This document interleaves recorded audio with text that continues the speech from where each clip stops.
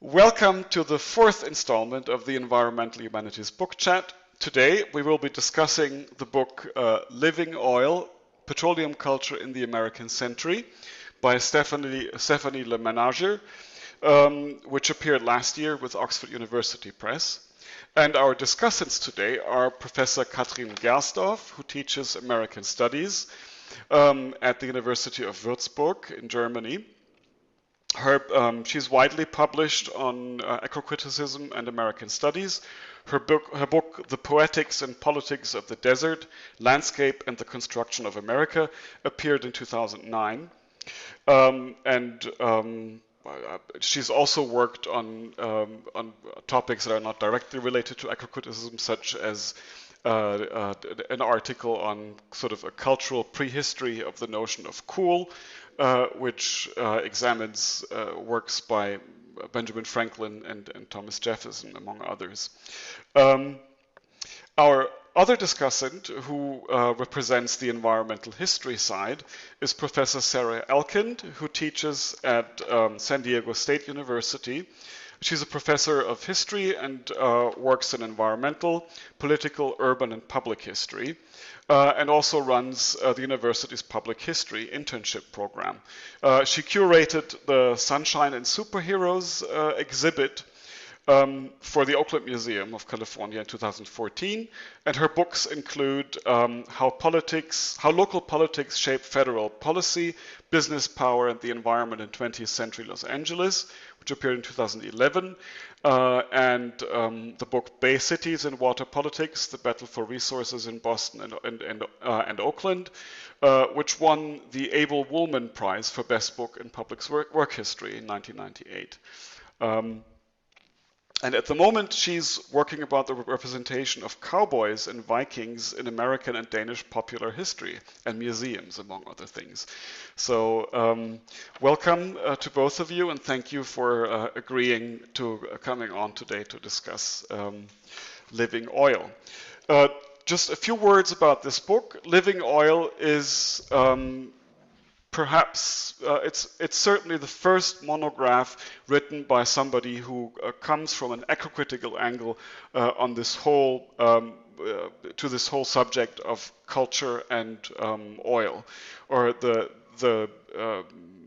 ramifications of oil dependency for culture, which is it's a topic that has received quite a lot of attention in the last couple of years.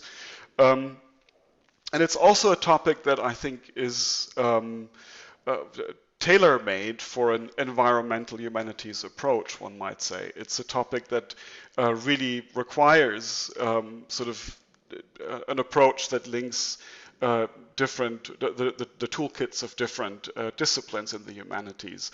And actually, LeMenager herself has remarked that it was the work on this project that made her want to found the journal that has become Resilience, a journal for the environmental humanities, which is now published at the University of Oregon in Eugene.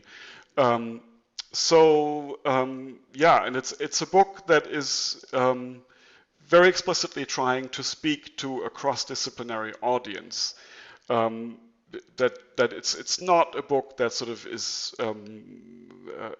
that talks to a specifically eco-critical audience, and it's also trying to reach, I think, a wider public audience.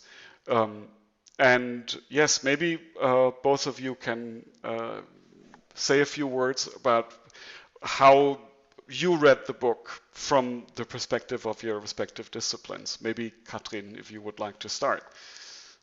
Okay, thank you, Hannes, for inviting us here to talk about this really interesting book. And you know what struck me first as a literary person is its title, of course, Living Oil, which is ambivalent to say the least. You know, so is this a book about oil as a living entity, or does it mean, you know, that the communities that LeMenager talks about, writes about, live oil? In a way, I think she does both. The second thing that struck me really was the book appeared in the Oxford Studies in American Literary History series. I did not seem to find that much literature in the book. There's three canonical writers, you could say, that she talks about. Upton Sinclair's novel Oil is one of her subjects. She also writes about Nabokov and of course Jack Kerouac. But then I found it really interesting, that it's not so much a book about literature. It actually poses as a literary book. And if I say it poses as a literary book, I don't mean this pejoratively necessarily. What struck me here in this book is that here's a professor of English, and she self-identifies in the book itself as a professor of English, who not only engages in cultural analysis, but also in memory and travel writing and personal history, if you will. And she combines these styles, making this basically a hybrid genre. And I was wondering whether these kinds of books, this kind of hybrid genre, is the academic genre of the future in a way. What's really interesting is that this is a book not just about text, but that she approaches her subject matter, oil, and its manifestations in American culture, in the culture of the American century, as the subtitle has it. She approaches them in an almost Emersonian way. She transcends the notion of texts and looks basically for the materializations of oil in blogs, in museums, in tar pits. And she reads these landscapes, basically. She reads archival spaces such as the museum.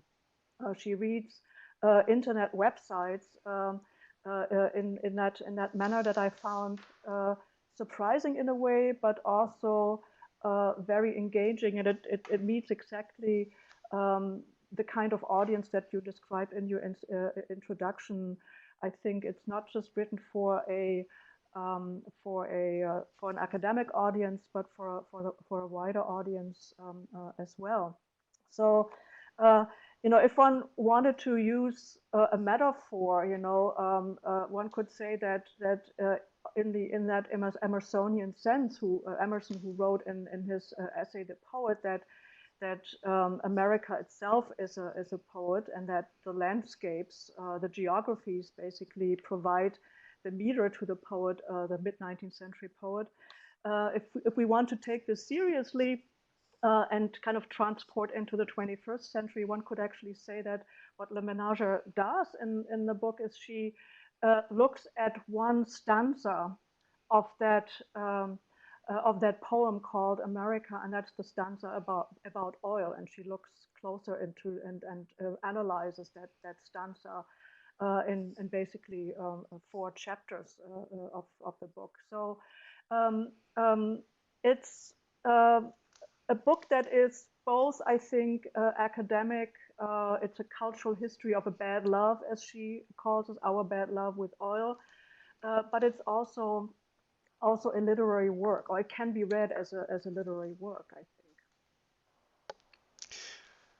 Sarah, I think you're going to have to say something negative about the book now, since that sounded like pretty fulsome praise from Catrin. I mean, did this kind of hybrid genre that Catrin just described, did that work for you as a historian? If I were reading it to be reading history, no, because it doesn't use the styles of argumentation and evidence that historians tend to use. And there's some historical literatures that she sort of bumps up against the edges of, but doesn't really address, that I would have liked to see her address. So she makes a lot of her argumentation by pointing out ironies in the relationships between media and culture, or between oil and media and culture. So, for example, she talks about the materiality of oil interfering with the ability of the media to convey the images, to convey the messages about the problems of oil in an effective sort of way. And that's very evocative, and it's very interesting, and it can help make people think very differently about their relationship to oil as something they consume in a very pervasive way. But her observations about the material of oil and media, for example, seem to be much more about the characteristics of media rather than the characteristics of oil. And that kind of argumentation through irony and argumentation by pulling an argument to its logical extremes, or to its or starting with one set of meanings for a set of words and pursuing those as far as you can go, it makes me feel like a little bit like, as an environmental historian, it makes me feel like a little bit of a fish out of water. I'm clearly not swimming in my home creeks here. So for me, it's a hard book as a historian. I think what's important for environmental historians is the way it forces the reader to think about the pervasiveness of oil culture and the pervasiveness of oil in culture. And that, I think, is extremely important. The other thing that I think is very strong is her specific discussion of the difference between 20th century oil and 21st century oil. Tough oil and easy oil, or tough oil and inexpensive oil. And she's got some very good observations about the politics of information and how tough oil is invisible, partly because it's the extraction of that oil is taking place in locations that are hard to monitor. Deep ocean drilling, and way up in the tar sands, and nobody's around and nobody can see it. But also pointing out the ways in which the corporations manipulate everything they can to control access to that information. Those are very important historical points. I also think that they're not that different from, I think that similar things have happened in the past, and because she's writing from a kind of contemporary perspective and a cultural criticism perspective, she's not drawing all those linear connections out, nor should we expect one book to do everything.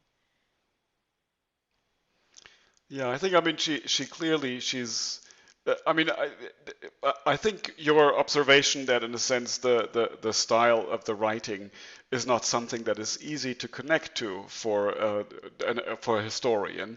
I think, in a sense, this is, Catrin was making a similar point, that it's also not the style in which literary critics or eco-critics are used to write.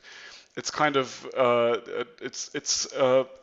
in terms of the genre, it's clearly an experimental book, and she's also trying to she's really opening up and bringing together a whole number of different archives and different media. I think partly this is also a book that, as you suggested, explores very persistently the linkages between different stages in media history and the culture of the media, and tries to relate them to the development of petroleum culture. But I mean, I also have to say that, as Sarah suggested, I think she sometimes kind of goes for hyperbole that maybe well, that maybe, yeah, so she kind of often takes a kind of hyperbolic stance towards this. And I think, for example, she sometimes comes close to conflating oil with simply cheap and abundant energy in general. I mean, especially when she talks about print media and I mean, even film. Of course, for film you use stock that is produced using petroleum. But in a sense, electricity is kind of like the unacknowledged partner in this. It's really a ménage à trois. If it's bad love, electricity has to figure in there somewhere, and it doesn't really. I didn't see it sort of accorded the prominent role that it might deserve. I don't know what you think about that. I think I would say that I would say what you said, but even more strongly, that she completely conflates. It's cheap oil and cheap energy. And she assumes, and a lot of people do this, most people do this, she assumes that there is a clearer transition from one energy regime to another.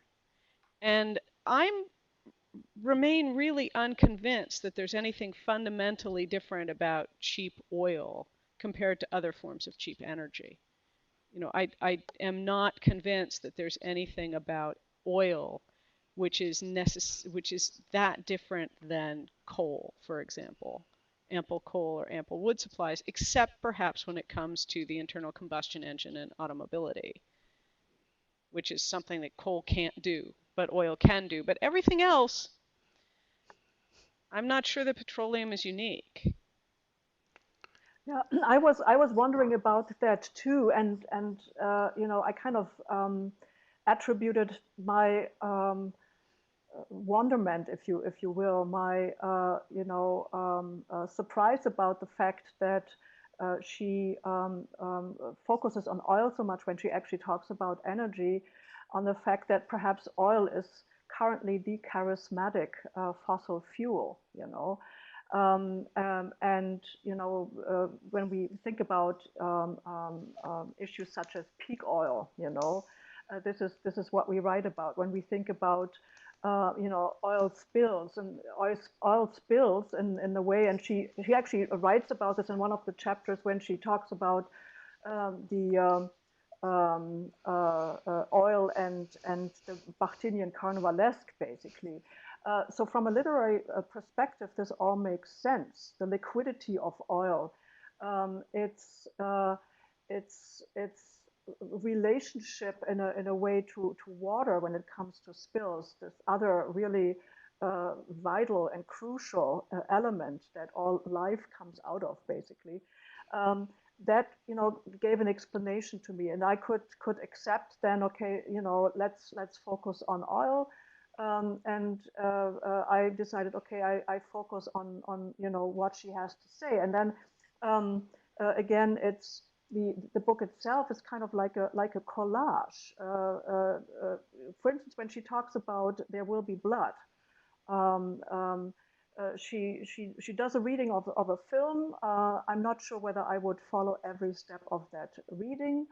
For instance, when she reads There Will Be Blood as a film that is mourning the production of oil, I don't think that the film is mourning the production of oil, of easy oil, if you will, but that's another issue. And then she kind of almost without transition talks about the film as a medium, film as an object, as the celluloid that also disappears. And I found these jumps somewhat disconcerting at the beginning, but then I thought, okay, this is kind of like a collage. So collage doesn't necessarily work with a transition, and I took them as separate entities that discuss the connection between oil as a subject of a cinematic narrative, and oil as one of the materials that is necessary to actually create what we then see, and that in the process of creating that which we then see on the screen, perhaps no longer anymore now with digital technology, but let's keep that aside for a while. So something that actually becomes invisible, and to actually tease out those connections is what I read this book for, and where I basically got educated, if you will, which I am grateful for. But I mean, there's some other aspect that I was surprised to also not find in the book. She briefly touches upon counter narratives and on walking as a counter narrative to the road narratives that she also looks, and and the road narrative being the road itself, the street, the asphalt, but also the car that moves through oil, through petroleum, the counter narrative of walking. And I would have been interested in having this juxtaposed to the narrative, the American narrative of the road, basically, and the car narrative. And I'm not just thinking of Thoreau, the Thoreauvian tradition, but I'm also thinking of another oil-induced walking narrative, and that is John Francis's Planet Walker, an autobiography of a man who, after, I think it was the 1970, 1971, you can ask the historian, oil spill in the San Francisco Bay, and he decided not to use mechanical vehicles anymore, and actually went through with it for 22 years, and actually also went through 17 years of silence. And I found that a rather impressing counter-oil or post-oil narrative that is completely absent from the book, and I was surprised by that. Yeah, of course, I think what one could probably respond to that is, in a sense, given the pervasiveness of oil that she insists so much upon, the materials that you can, in theory, turn to in analyzing this whole petroleum culture complex are infinite in number. I mean, I think there's just I mean, it's really, I think, a subject that is huge, and I think in some ways this book is sort of a first foray into this. Well, I mean, it's not really a first foray. There have been a whole flurry of articles and also books from coming from a different disciplinary angles who have picked up on this subject. But still, I think it's kind of it's something of a pioneering effort, I would say. I don't know, Sarah. Do you? I mean, you also earlier mentioned that there were certain that there were sort of historical insights that she kind of skirts, but doesn't really weave into her argument in the way that you would have expected. Maybe you can just sort of point to some of those lacuna. Or... Okay. But first, I want to offer Catrin an alternative narrative, which would be the movie Falling Down that came out in the 90s about a man in Los Angeles who's on his way home in the middle of a commute and his car breaks down. So he has to walk across Los Angeles in order to get home. And it's very much a dystopian novel, but it's also sort of what happens to the walker in a petroleum culture. Did you say you earlier said it was a film, or is it a novel? It's a film, and I don't know if it was a novel first. Yeah. Do you happen to remember who? Because I think I see some images of that film. I may have seen it actually.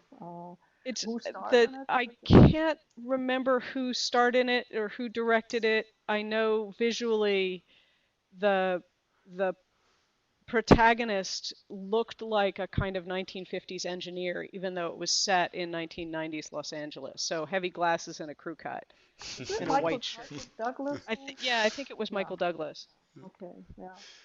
Yeah, well, maybe we will have to start appending bibliographical or filmographical notes to the video. Yeah. So to get back to your question, Hannes, about the literature that she bumps up against but doesn't really address, I was very interested in the way she portrayed the politics and visual and media coverage of disaster, which is one of the major questions for environmental activists, is how do you mobilize people to deal with long, slow problems, not like the acute problem of an oil spill, but the long-term problems of oil spills in general, or the long-term problems associated with the way they are cleaned up. And there is a literature within environmental history on disasters that points to a very different politics of disaster and a very different set of interpretations of disaster than LeMenager does. So, for example, Jared Orsi wrote a terrific book on flood control in Los Angeles, and he argues that when you define something as a natural disaster and something as when you shift from defining something as something that just happens regularly, like a flood season, to floods as a natural disaster, you, on the one hand, take fewer steps to protect yourself, and on the other hand, this identification of disasters as discrete special events means this is something you can actually regulate and mobilize to prevent. And this is kind of the opposite of what LeMenager argues about disasters when she talks about um, oil spills as being disasters. They become something that you kind of can't do that much about, so you just deal with them as you can when they come up. And when she talks about smog in Los Angeles becoming a season, she suggests that the naturalizing of that event then becomes something that you kind of can't do anything about. And in fact, as at the period of time that she was talking about in Los Angeles was a period of time when people were working very, very hard to figure out what to do about smog. And what slowed them down was not a notion that this was climactic, but was the problem advancing well before the science. They didn't know what caused smog. They didn't know chemically what was in smog. They didn't know how much smog was the result of air pollution from industries versus automobiles. And then there was a whole bunch of other politics that made implementing those scientific findings difficult. But actually, the smog season and the regularity of it increased mobilization rather than decreasing it. So those are two specific kinds of literatures of disaster versus naturalization, which she's seeing something very different in oil than what environmental historians have seen with some of these other things. I mean, I think that this also would suggest that perhaps this framework of the theory of trauma that she brings in is maybe not terribly helpful in trying to understand some of these environmental problems. I don't know. The way she constructs trauma is as the thing that struck me is not so much the way she uses the metaphor of trauma, but the way she uses the way she described invisibility and the invisibility of the problem. And that ultimately came through to me much more than the trauma did, but maybe that's because I can't really sink my teeth into trauma in the way she was using it as a historical force. So maybe that's me, not her. And quite frankly, I didn't see quite didn't see it quite the same way. I don't think that trauma was one of her conceptual frames actually. I think recognition is more what she had in mind. The recognizing of a problem, the recognition that when we do certain things, it has certain consequences, and at the same time also, and that I found. I think it's a problem that many of us who work in the environmental humanities struggle with. Even when we recognize the problem and know what we could do to minimize the problem, oftentimes we are co-conspirators, if you will, against certain environmental hazards. We cannot avoid that. But also to recognize that, for lack of a better term, perhaps precarious position that we are all in, she seems to offer as the first step towards solving the problem. So I don't think trauma is a category that she worked with necessarily. It's a more optimistic, the more optimistic category of recognition that I saw in the book. Yeah, I mean, I was actually thinking about the chapter on the oil spill where she analyzes the photographs by this local photographer who kind of made this very extensive documentation of birds, especially, and other animals that were killed by the oil spill. But yeah, Sarah, I interrupted you. Okay, so going back to the question of trauma and the images and artwork of the oil spills. The way I understood her using those examples was as a way of talking about the limitations on media presentations of environmental problems, and that the aesthetics and the artistic nature of the documentation of the oil spills was one of the things that she identified as distancing the viewer from the actual problem, the actual problems associated with oil spills. And this, which I think is very interesting, but it also is kind of paralyzing, because if part of the problem, if one of the things that allows tough oil to continue and people to not reckon with the differences between tough oil and cheap oil, or if one of the things that allows environmental costs to pile up is the invisibility of the costs of oil use and oil development, then the fact that presenting pictures of oil spills contributes to that invisibility kind of leaves the reader with a sense that we're just doomed and there's nothing that you can do, and that the paralysis is going to be permanent. And if the paralysis is going to be, if everything creates greater distance and greater invisibility, then there's no perception of a capacity for change or a possibility of change, which is going to make people even more paralyzed. It becomes very much a reinforcing circle.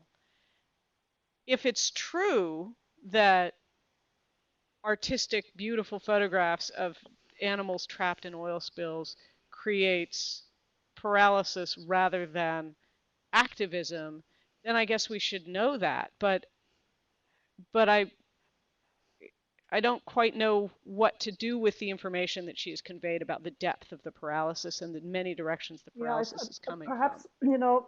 Part of the problem is that the major frame of her book.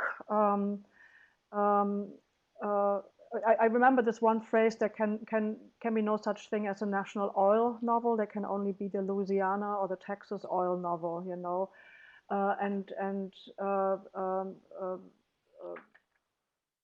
Basically, I mean, there can only be the global oil novel, because there's oil is a global problem. And I think it's connected to what you just said, Sarah, namely that there are really pointed observations that we find in her text, but then she doesn't kind of pursue or doesn't take the next argumentative step what to do with it, what to do with that interpretation, what to do with that information, I think part of the unspoken or the unwritten or the invisible addressee here is, in the end, a national audience, and the paralysis might come with the proliferation of these images. How many images can we actually bear to look at if we know we cannot do anything? If I'm in Europe and there's an oil spill at the West Coast, I could, take time off my job and fly and use oil, fly to the West Coast theoretically and help, but that doesn't solve the problem. So I think, what do I do with that image then? You know, it creates knowledge. It makes me recognize what's going on in other parts of the world that I'm connected with, but I can't really respond. And I think what comes into that argument, then it seems to me, and correct me if I'm wrong, is that for LeMenager, a narrative fills that gap, and the awareness of how narrative also manipulates the way we see and we think about oil might fill that gap of these ubiquitous amounts of images. So, Yeah, are you seeing her drawing a distinction between media that is narrative and media that is visual? Do I make a distinction between Yeah. those two? Yeah, in a way I do. I think that since we are literally flooded with images of disasters and catastrophes, I think what narrative can do is it can frame those images, and it can set those images in perspective, and also perhaps add an emotional dimension to those images that these images potentially carry, but no longer carry because basically that's the kind of images that make the news that we are confronted with. So on a daily basis. We need more long form journalism. I think in a sense, of course, that's exactly where she ends up with her argument, right? I mean, it's in the last chapters where she talks about the possibilities offered by new digital sort of forms of blogging, and in a sense, forms of you might say long form journalism and citizen journalism that are opened up by the new media. But I'm afraid I'm very happy to see that we've kind of there would be more to say about the book, and there would be ways where we could different places where we could take this conversation. But we've already run close to 40 minutes, so I think we should probably try to wind down. And let me just ask both of you: do you want to make some closing remarks? You first, Catrin.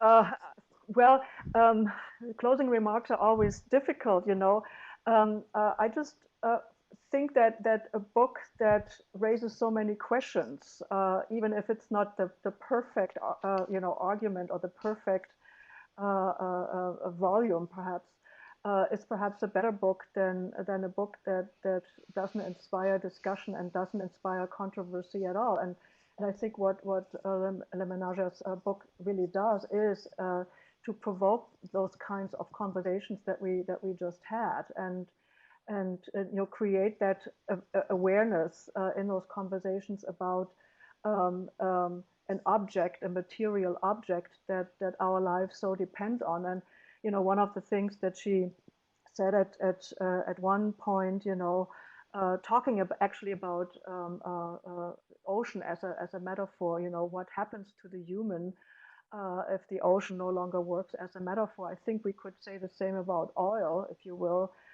It seems that so much of what we think about as human today depends on oil.